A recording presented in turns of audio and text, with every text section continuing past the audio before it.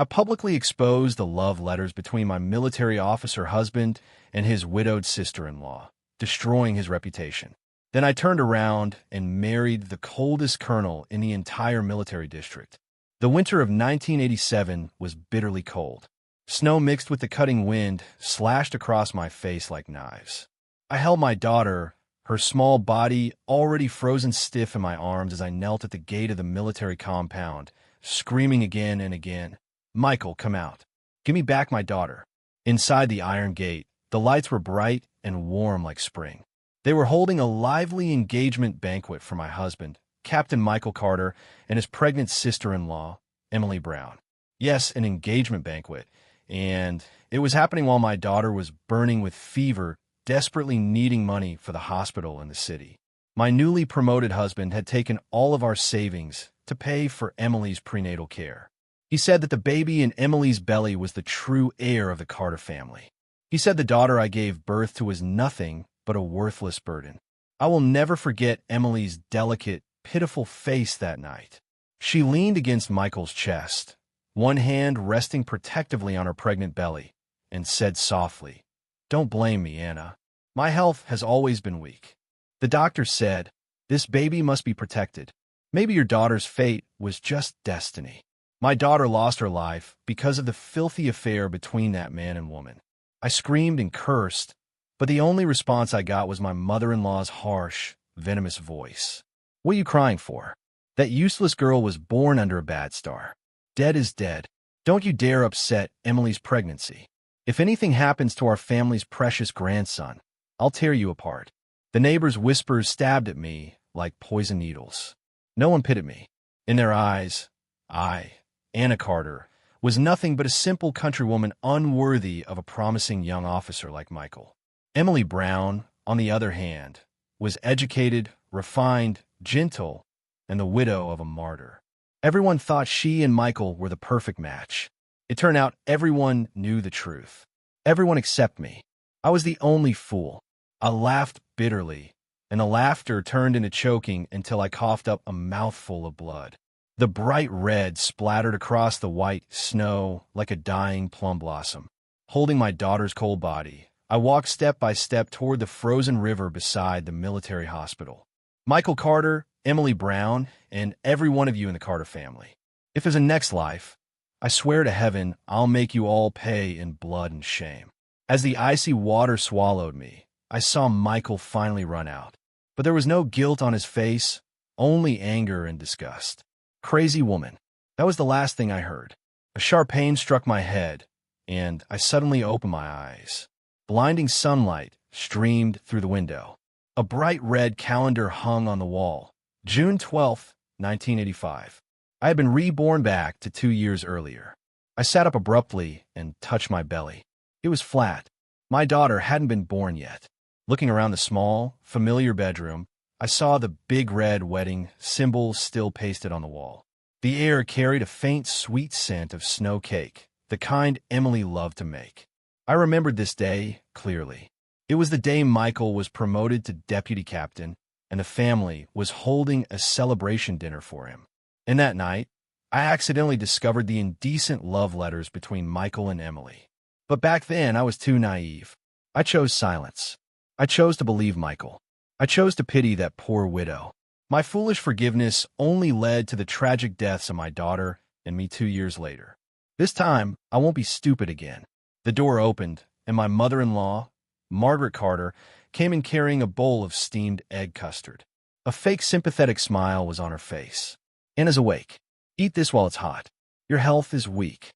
You need to rest and build yourself up so you can give our Carters lots of descendants," she cooed.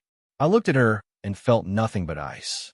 It was because of this woman that in my last life, I had watched my own granddaughter burn to death for lack of money for treatment, while she and her precious golden grandson were cared for.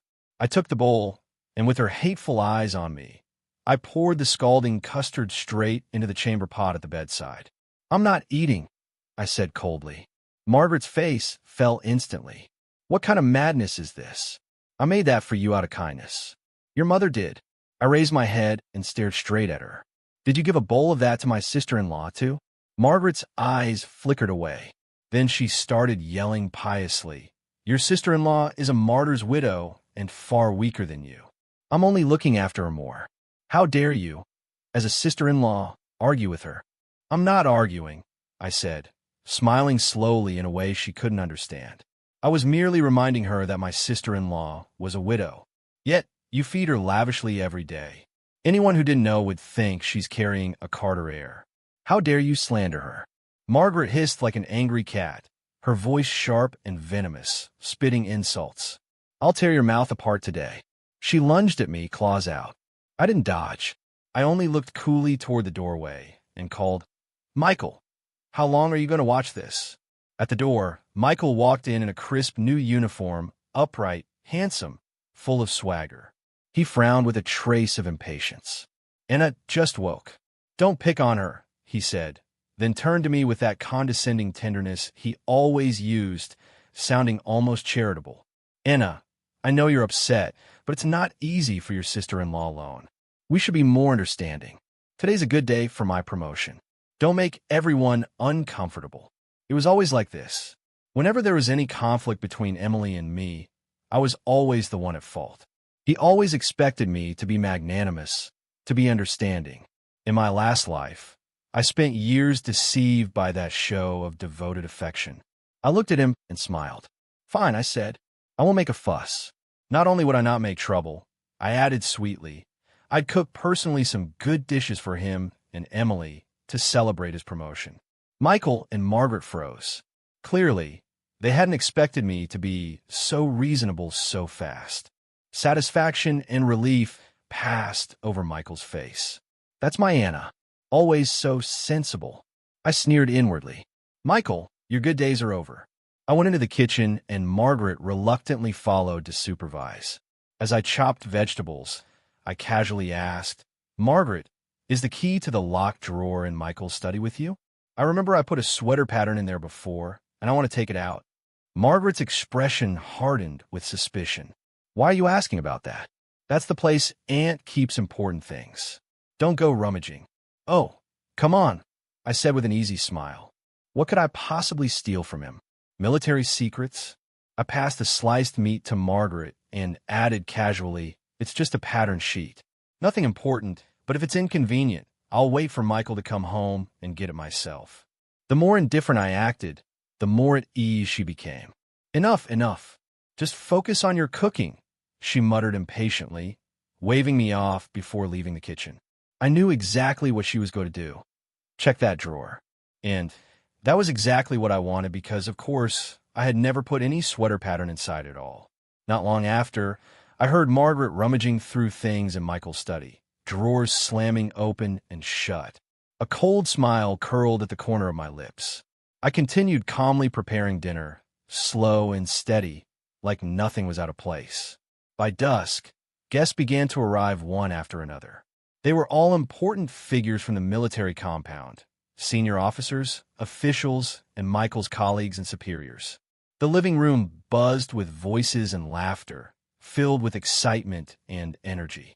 Michael stood proudly in his crisp uniform, shaking hands, smiling, basking in everyone's congratulations. He looked every bit the charming, ambitious young officer, glowing with success. Across the room, Emily Brown sat quietly in a corner, wearing a simple white dress, her light makeup emphasizing her soft, fragile beauty. Her gaze drifted toward Michael again and again, their eyes meeting in midair with tender affection. Her demure, delicate manner drew sympathetic sighs and admiration from the crowd. "Captain Carter really is a man of honor," someone murmured. "He takes such good care of his late brother's widow." "Emily, such a pitiful woman," another agreed. "So beautiful. It's a shame what she's been through, but she and Captain Carter look perfect together, don't they?" Hearing that, Margaret Carter straightened her back proudly, her face glowing with smug satisfaction. I came out of the kitchen holding the last dish, taking in the entire scene with calm eyes. Perfect together, huh? Fine. Tonight, I'd show them just how filthy this perfect couple really was. I set the dish on the table and smiled warmly at everyone. "Thank you, uncles, aunts, brothers, and sisters, for coming to celebrate Michael's promotion with us. To show my gratitude, I've prepared a little something special for tonight's entertainment." Every eye in the room turned to me. Michael frowned, clearly annoyed by my unannounced performance. But with so many people watching, he could only force a polite smile.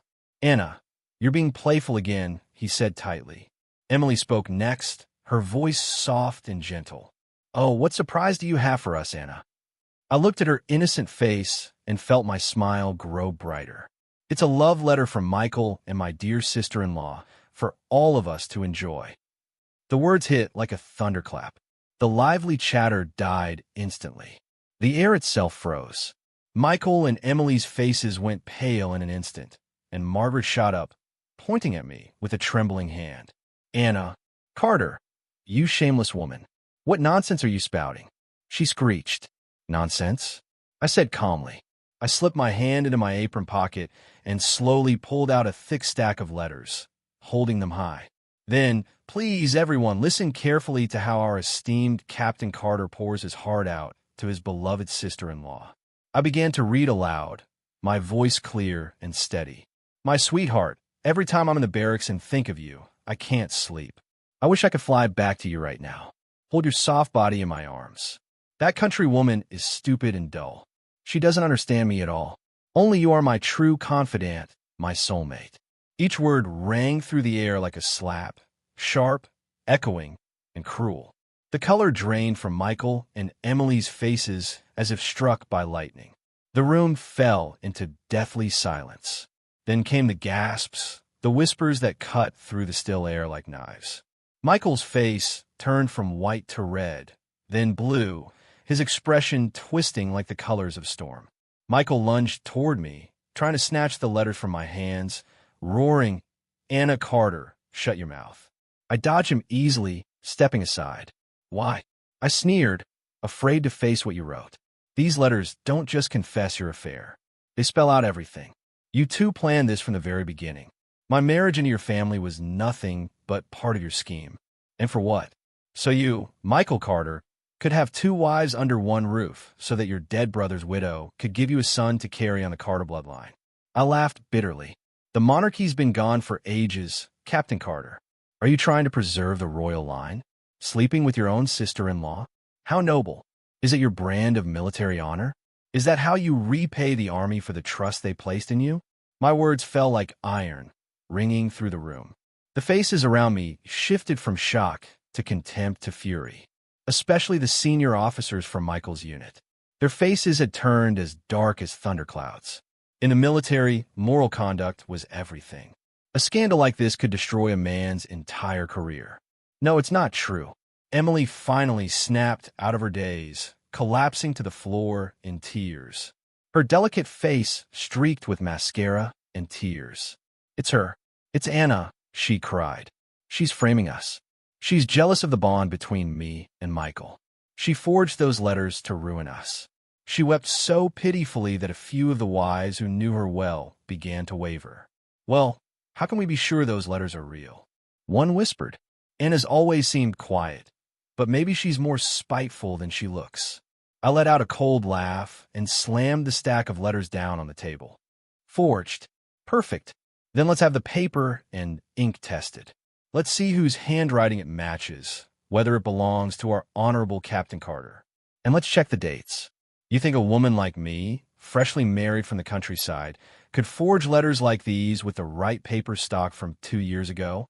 My gaze turned sharply toward Margaret Carter, who had gone pale as a sheet.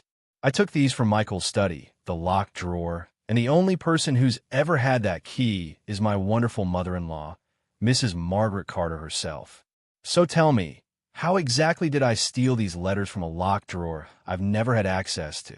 Did I sprout invisible hands?" Margaret trembled violently, her lips quivering, but no sound coming out. Just this afternoon, she had checked that drawer herself. It had been locked tight, everything in place. She couldn't comprehend when or how I could have done it.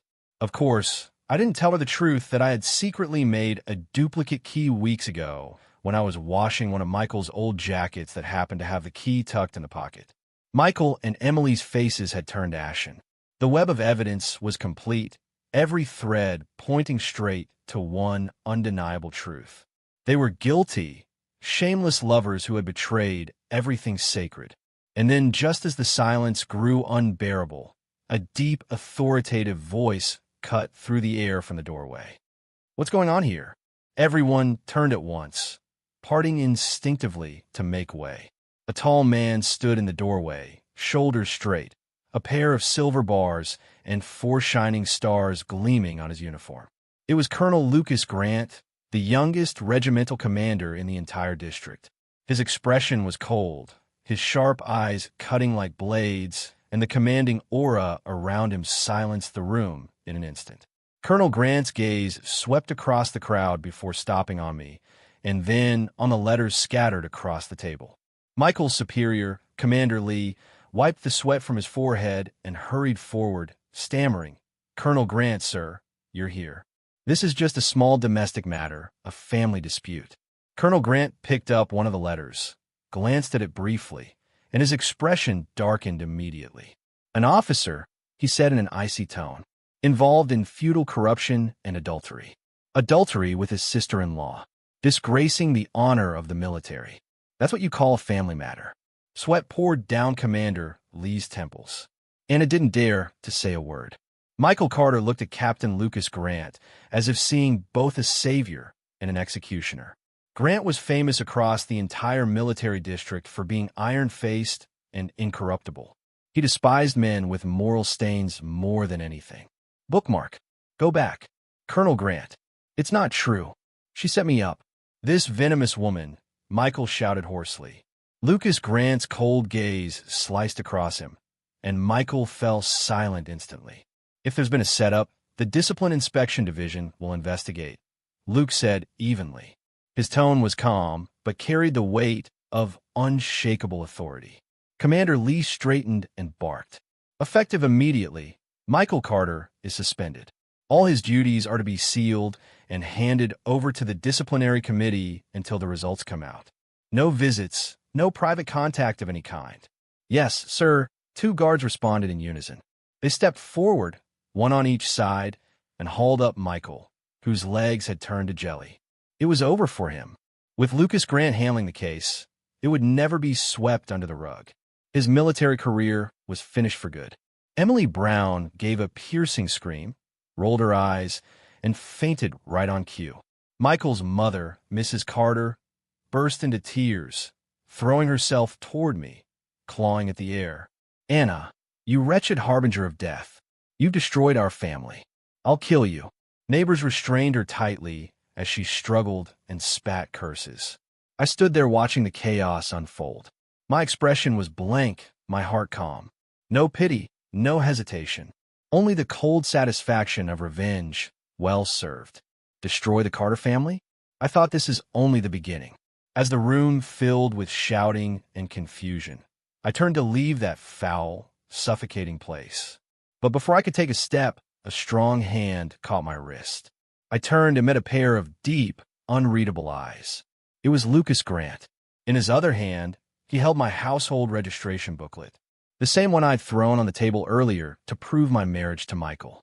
"Comrade Anna," he said quietly, his voice still cool, but with something different this time, something almost gentle. "Do you need me to arrange housing for you?" I froze. The military compound homes were allocated according to rank. With Michael suspended, I'd soon lose that house.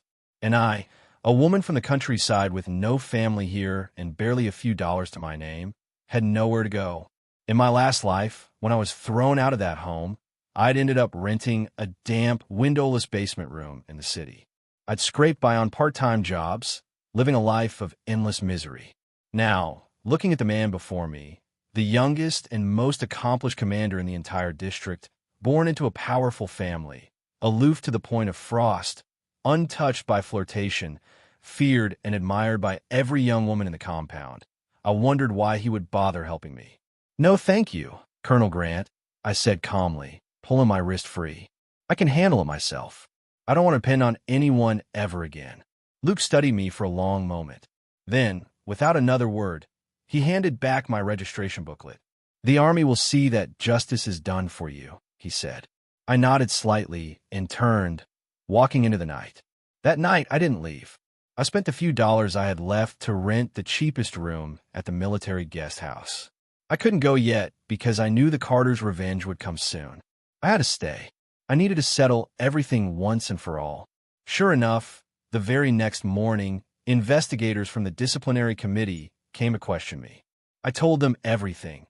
How during my pregnancy, Michael and Emily had deliberately made me eat foods that would harm my body, how they planned to force me into divorce once I gave birth, and every despicable detail in between.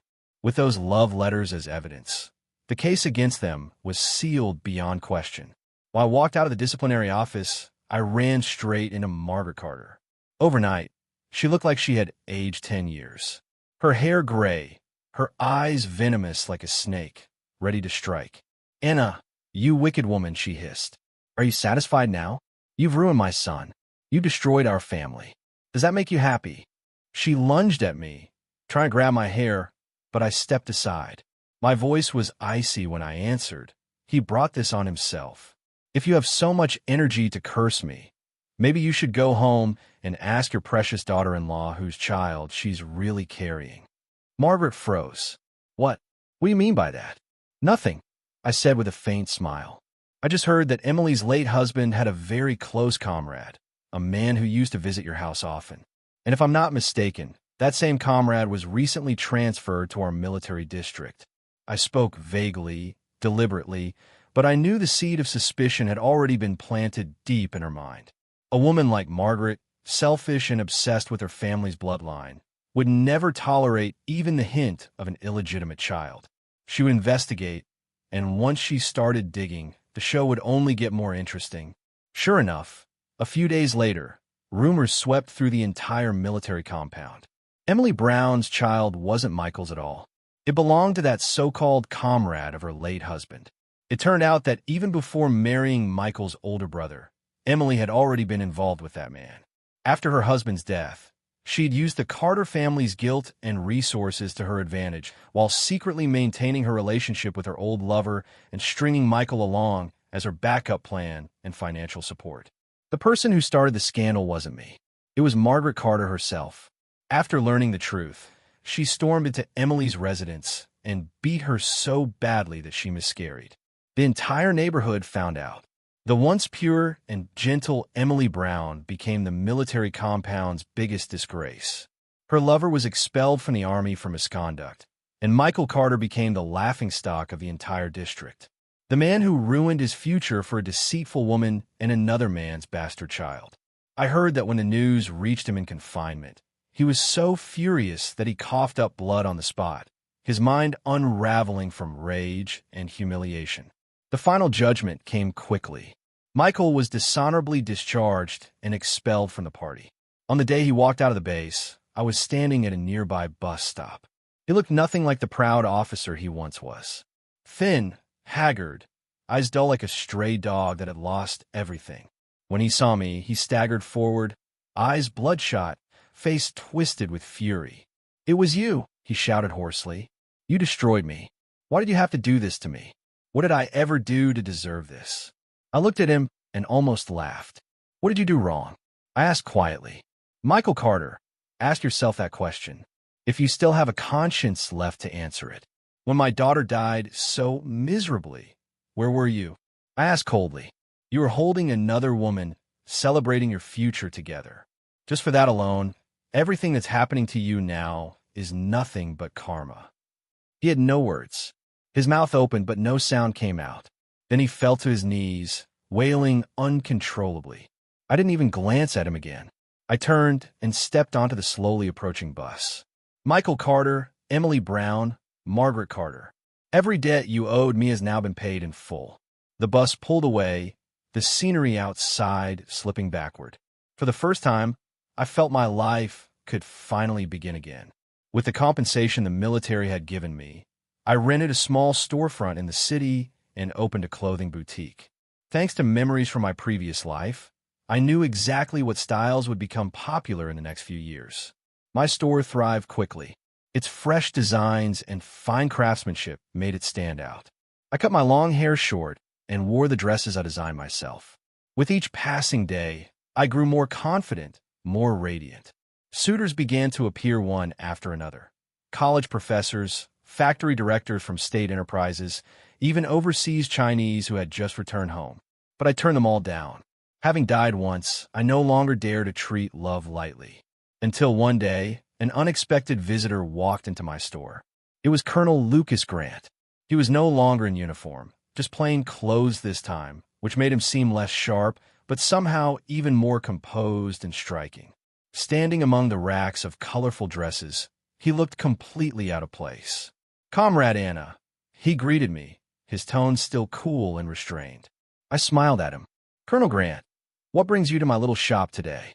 Shopping for your wife, perhaps?" I teased deliberately.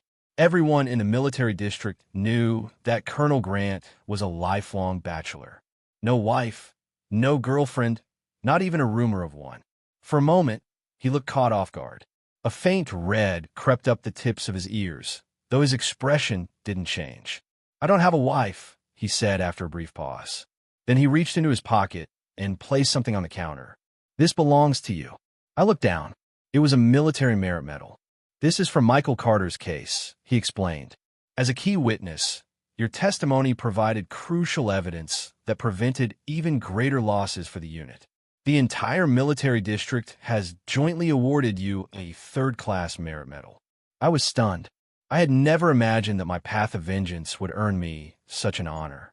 I picked up the heavy medal, a swirl of emotions rising in my chest. "Thank you, but that's not necessary," I murmured. He watched me quietly for a moment before saying, "Your designs are beautiful." It was the first time I had ever heard him offer a compliment.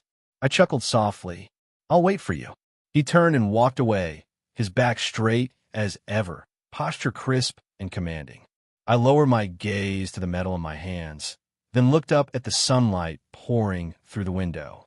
I couldn't suppress the smile tugging at my lips. Maybe heaven hadn't given me a second life just for revenge. Maybe it was also to give me the chance to find my own happiness, my own future. And maybe, just maybe, Lucas Grant was that future. For the first time, I felt my heart begin to beat again because of him.